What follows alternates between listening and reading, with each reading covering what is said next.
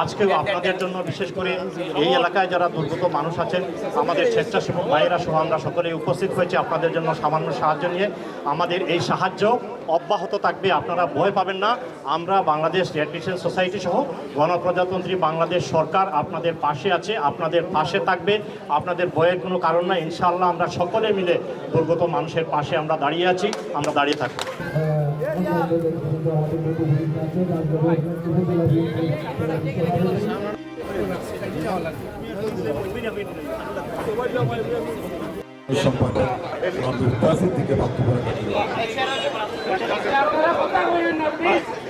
আপনাদের অনেক কাজ আছে, এগুলো আমাদের মৌলভীবাজার জেলা বিএনপির সাবেক সভাপতি মন্ত্রী নাসির।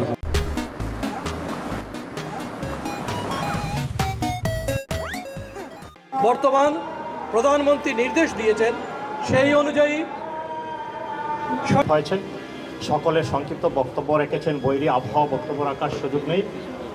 ইতিমধ্যে মৌলভীবাজার জেলা বিএনপি 110 টন চাল মৌলভীবাজারের জন্য বরাদ্দ হয়েছে। শুধুমাত্র এই রাজনগরের জন্য 40 টন চাল শুধুমাত্র এই এগুলো আসতে সকালে সমস্ত গাড়ি।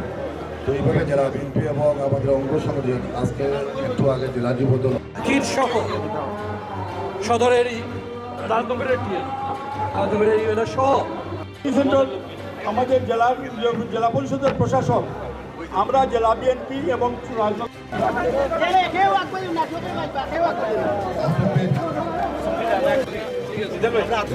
আপনি